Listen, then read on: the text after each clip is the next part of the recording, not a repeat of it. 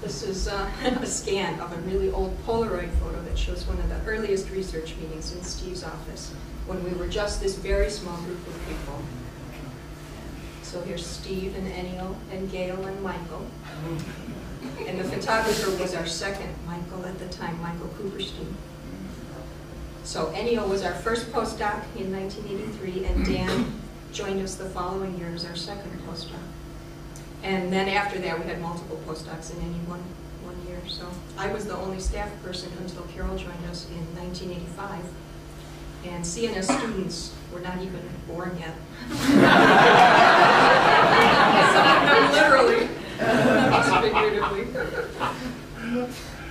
So Steve sometimes asks, can I get to a particular task when the smoke clears? And this phrase took on extra meaning at one point when we were almost destroyed by fire in our old space at Bay State Road. So this fire started late Sunday night, but fortunately Michael, in his usual fashion, was working late. And he was able to phone in the alarm and save the building from total destruction. So there you see Dr. Silver in the lower left watching the fire.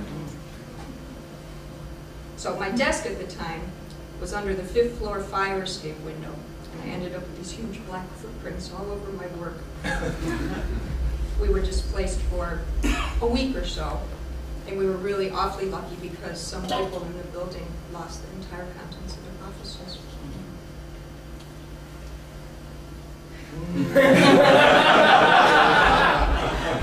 Steve's handwritten annotations are familiar to many of you. And all I really wanted to say at this point is next time you're struggling with your preferred word processing program, please imagine some of us implementing all these revisions for a lot of years using only a typewriter, a bottle of whiteout.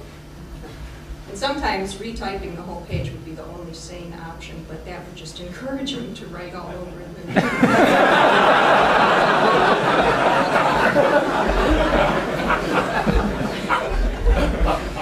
Now, more recently, email has replaced reams of some of this material. Here, I just wanted to poke a little fun at Steve's use of the newer technology.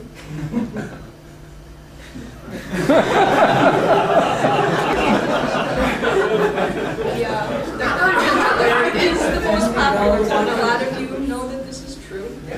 And when it says ultra urgent, then I know that my plans for the day are just gone. So, and the final entry here, in all honesty, is really from Ennio.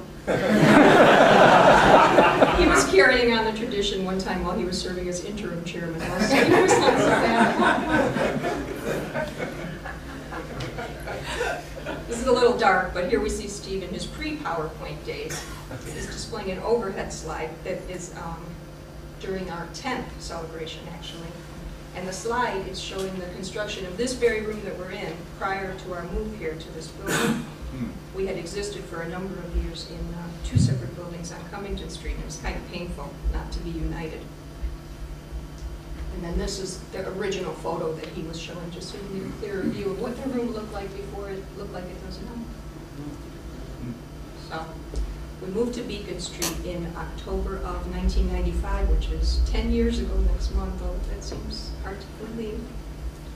And this is a picture of Steve's old office on Cummington Street. It's all packed in boxes and bubble wrap and ready for the move.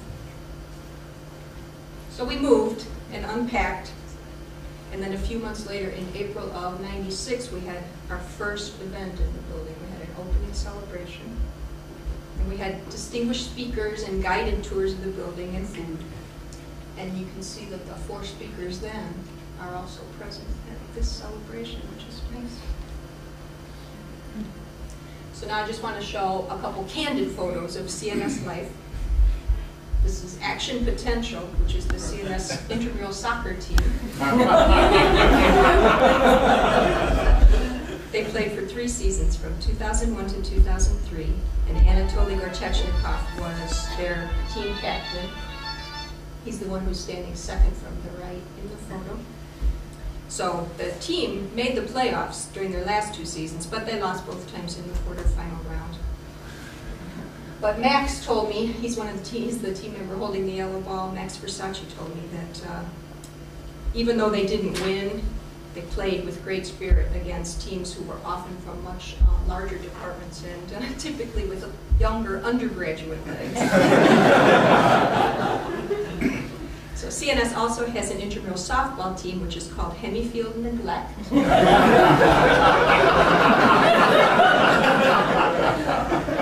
They were formed in the summer of 2001 by co-captains Jay Boland and Lance Pearson. And they've played each spring and each summer season since they formed. They made the playoffs several times, but they would lose in the first playoff round each time. However, I am very happy to tell you that in spring 2005, they took the championship.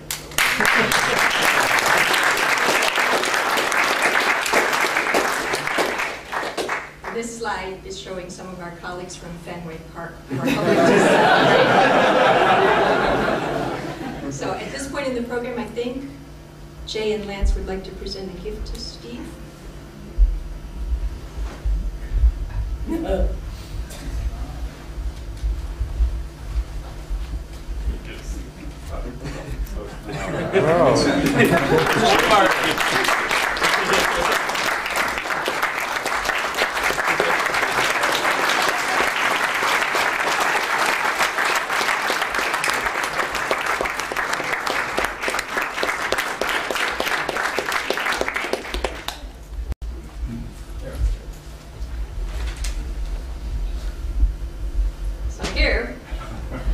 Really serious science being.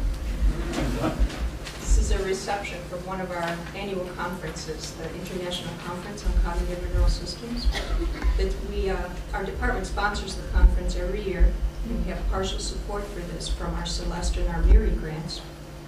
And we are currently planning the 10th conference in this series, which is going to occur in May of 2006.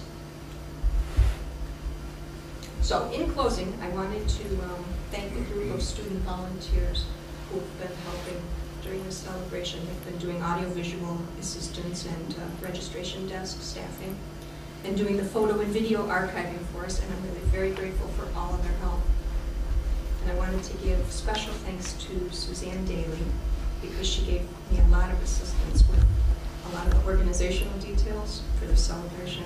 And I also wanted to thank Gail, because she did so much work helping make my slides presentable. Because my own skills in this regard are pretty limited, to say the least. And finally, I just wanted to thank you all for your attention. And most especially I want to thank Steve, because honestly, I'm happy every day to be part of the work we do here. Thanks.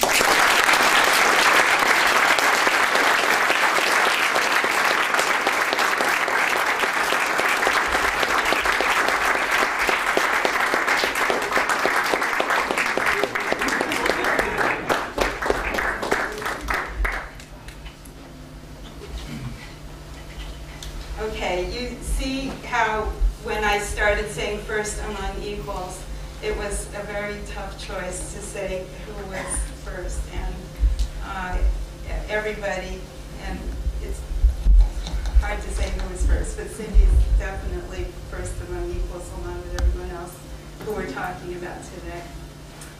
Okay, so let's see, onward. All right, so and in addition to celebrating Steve's birthday, today we're also, as you know, celebrating the CNS department, and in that we're putting those two together. If it weren't for the students, none of us would be in this room today. Here are some pictures from graduation and more less formal events in CNS. But I wanted to go back a little farther. You've heard a number of references to the fact that Steve taught at MIT in fact, for 8 years before he came to Boston University. And one of his very first students was Bob Savoy, who as a